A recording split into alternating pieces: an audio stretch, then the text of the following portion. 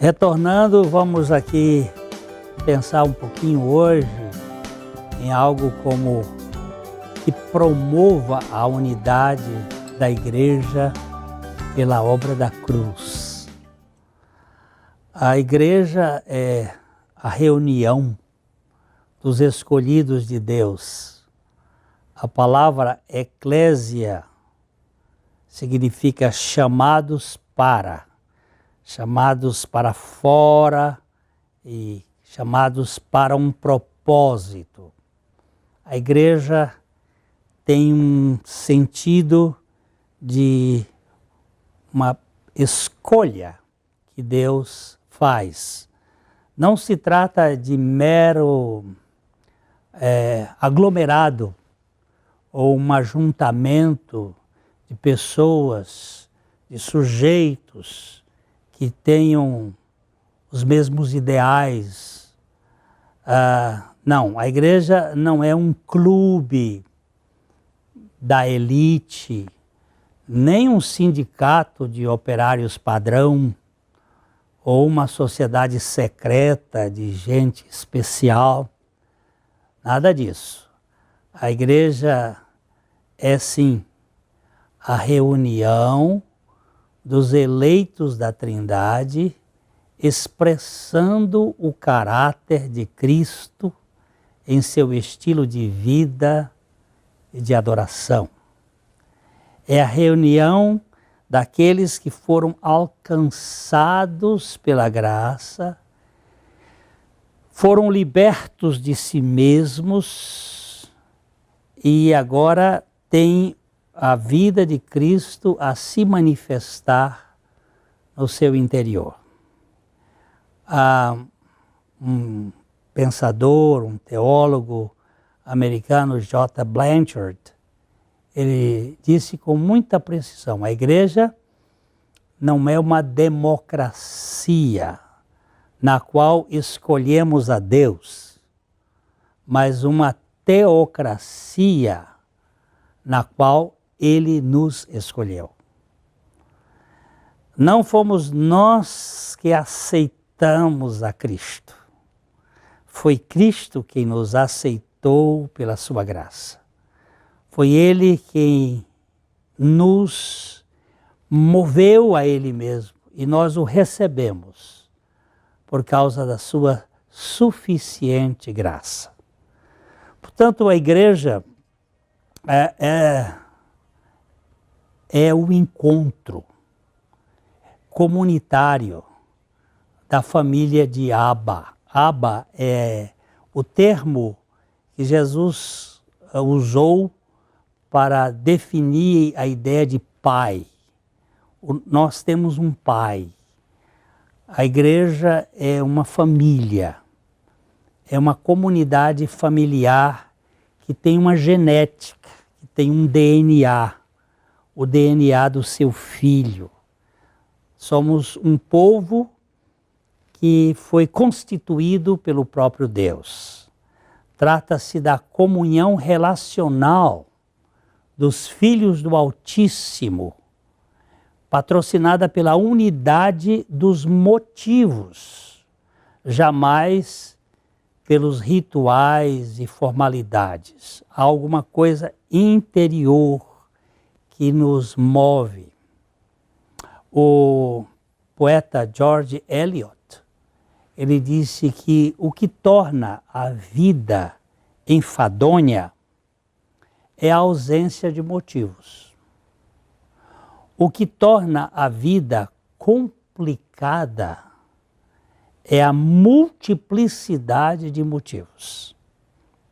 E o que torna a vida vitoriosa é a unidade de motivos. A ausência de motivos, enfado. Multiplicidade de motivos, complicação. Unidade de motivos, vida vitoriosa. Mas aqui reina uma grande luta. Como podemos manter nesse corpo multiforme e polivalente uma unidade motivacional uniforme. Como que a igreja pode ter, na sua estrutura composta de muitas pessoas, esta unidade de motivos? Eis a questão. Viver em harmonia numa comunidade heterogênea é algo fora de série. Tem que ser um trabalho extraordinário. Não há nada mais espetacular do que a ausência de competição entre as pessoas diferentes. A competição, ela gera disputa e esta gera partidos. É aí que gera a guerra. Como remover a competição dos nossos corações? Para que essa unidade na diversidade aconteça, é preciso um milagre sui generis, fora de série, do Espírito da cruz, do Espírito de Cristo. E aqui reside o mapa do tesouro, a obra da cruz de Cristo, removendo de nós as disputas.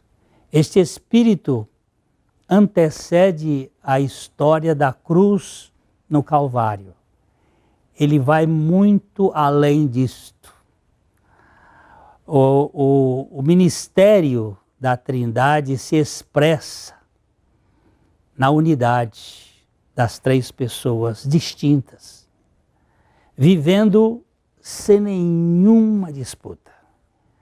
Esse ministério da Trindade eu vou chamar também de o mistério da Trindade. Como é que eles agem? Sendo três pessoas distintas, vivendo sem nenhuma disputa, sem nenhuma competição entre eles. Que coisa mais linda! Mas como pode conviver um trio, triuno, sem trincas e tridentes, sem guerra, sem nenhuma disputa entre eles? Como que pode? É aí que entra a minha compreensão limitada. Só o Espírito da cruz agindo no seio da Trindade.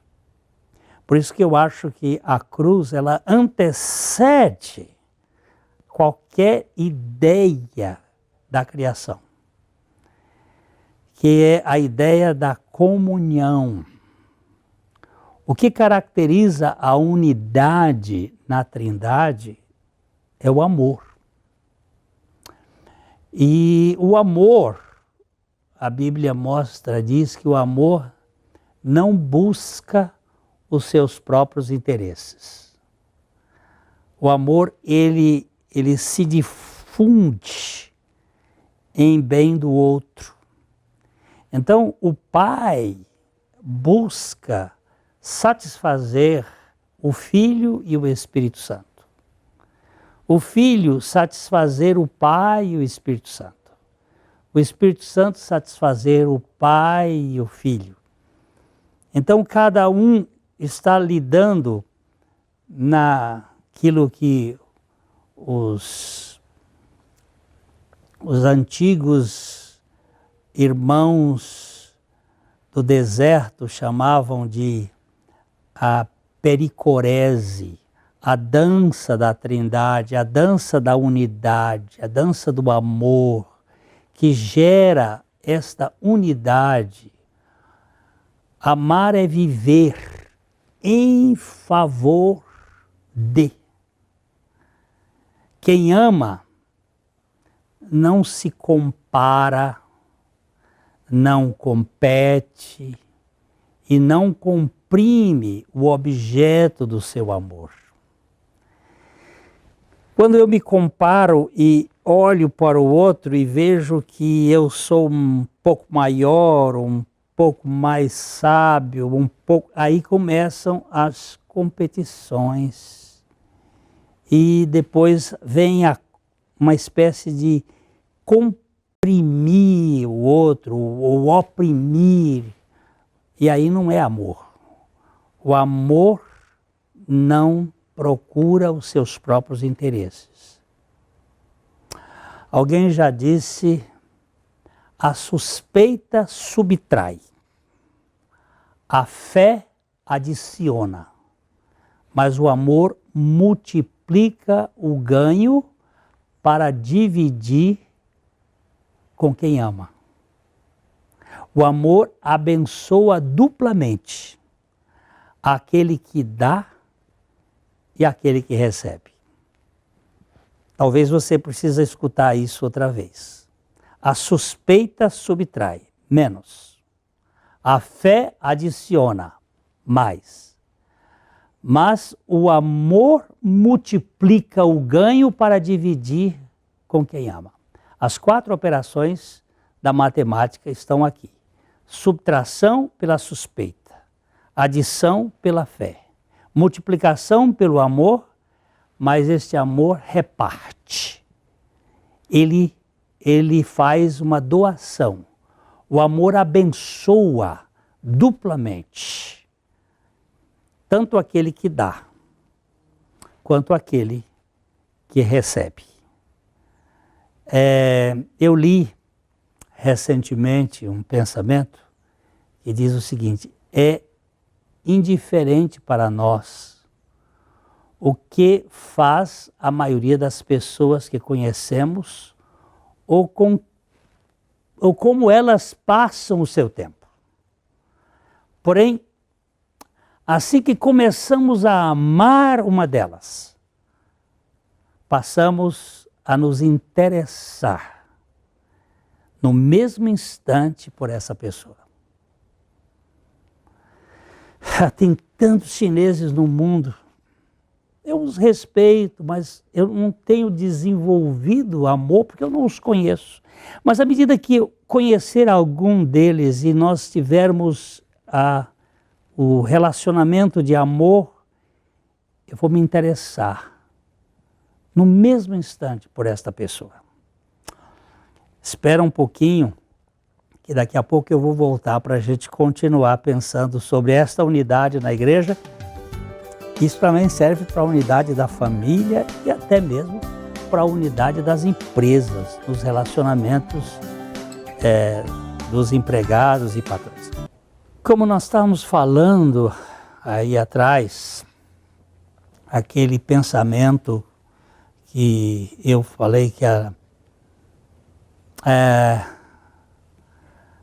quando nós começamos a amar uma pessoa, nós começamos a interessar por ela, a nos envolver com ela. Quem ama se interessa, não persegue, não boicota, não compete, mas se doa e faz uma relação de significado com essa pessoa. O amor é a manifestação do culto de autossacrifício em prol da unidade dos amantes.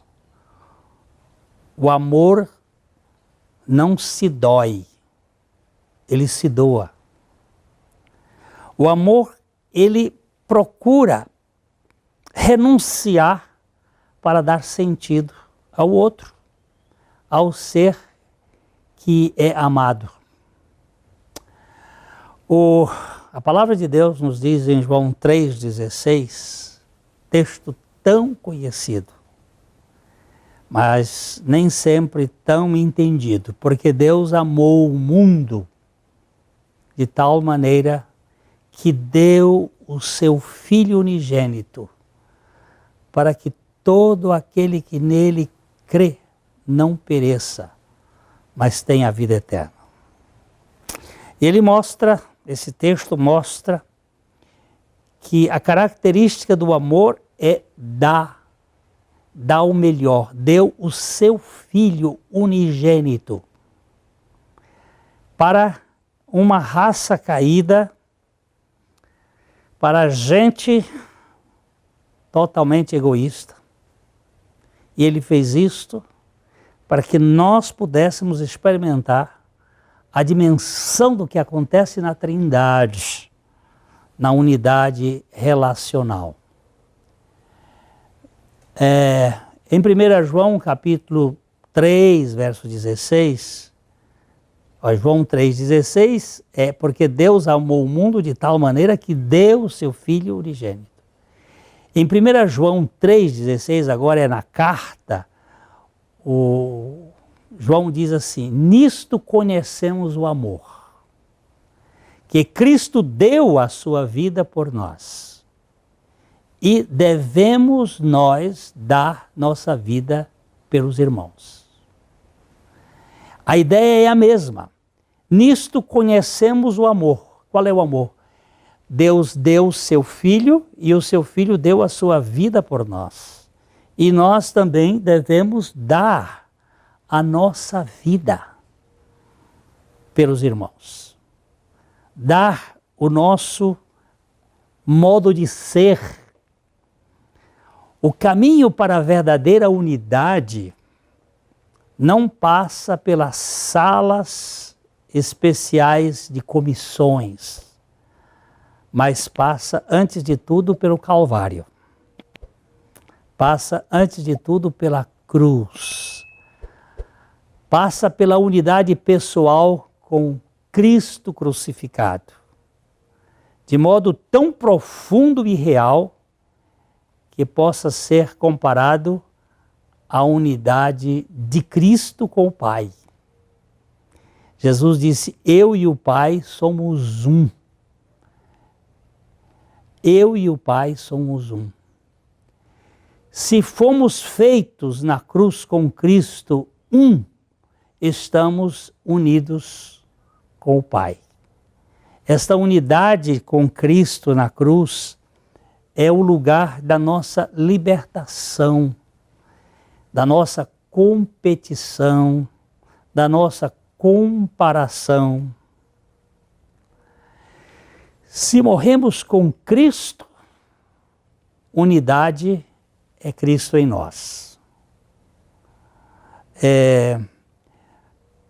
Se A for igual a C e B for igual a C, então A é igual a B. Isso é teorema matemático muito simples.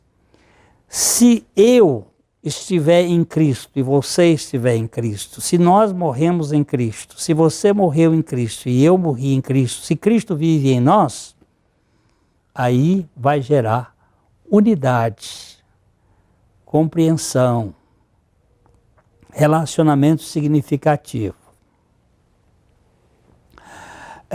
Frederic Toluc, ele disse: a igreja é um só corpo. Você não pode ferir o dedo do pé sem afetar o corpo inteiro. O corpo, a igreja, é toda esta gama de gente, e quando eu firo alguém, eu firo o corpo. Como pode haver unidade com preferência, com privilégios, ou a maldita política da discriminação? É impossível. Amados, não entre nessa das denominações, dos times, dos partidos adequados em defesa da unidade. Não há unidade fora da Trindade. E não há unidade fora da cruz. Ninguém pode estar num relacionamento com a Trindade se antes não passar pelo Calvário.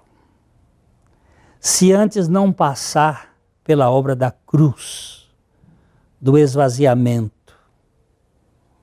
Olhem para a cruz e procure ver, além de Cristo crucificado, procure ver se você foi crucificado com Cristo. Examine isto. Examine esta realidade espiritual. A verdadeira unidade da igreja não pode ser organizada. Ela tem que ser exercitada por meio da obra da cruz de Cristo. É levar o morrer diariamente. Alguém disse que no céu ninguém usará a coroa da glória se não carregar a sua cruz aqui na terra. E a minha cruz é a própria cruz de Cristo. Cristo morreu a minha morte para que eu pudesse viver a sua vida. Deus não promete imunidade a cruzes. Precisamos da cruz para promover a unidade da igreja. Sem a cruz, não existe possibilidade de termos a unidade no corpo de Cristo. A pergunta que eu faço, você crê na sua crucificação com Cristo? Só assim você e eu seremos parte da unidade da igreja. Não existe unidade com egos implicantes, superiores, altivos, egos que se bastam. Não tem possibilidade. Sem a cruz, não se segue a Cristo. Sem a morte do ego, não se pode desenvolver a unidade na igreja. E muitas pessoas conhecem a ideia, está certa. Cristo morreu por mim, Cristo morreu por mim. Mas a pergunta é, você morreu com Cristo? Também. Porque as duas partes são bíblicas. A morte de Cristo por nós e a nossa morte com Cristo. Então, por que existe tantas diferenças, tanta briga, tanta preocupação com placas? É porque em nós existe uma certa competição. É por isso que nós insistimos aqui. Você pode ter certeza de sua morte para o ego juntamente com Cristo? Você já teve essa experiência? Não mais eu, mas Cristo vive em mim. Esta é a súmula da vida cristã. Não é o quanto eu tenho de talentos ou de dons, mas o quanto eu dependo da suficiência de Cristo. Que o Espírito Santo lhe conceda esta revelação, a você e a mim, de que não sou eu quem vive, mas é Cristo que vive em mim, não é você. Aí nós começamos a falar de unidade. Eu espero que o Espírito do Senhor lhe revele e me revele a suficiência de Cristo. E nós estaremos aqui num outro programa tratando deste Evangelho. Esperamos você de coração para coração no amor de Deus. Que o Senhor abençoe ricamente a sua vida.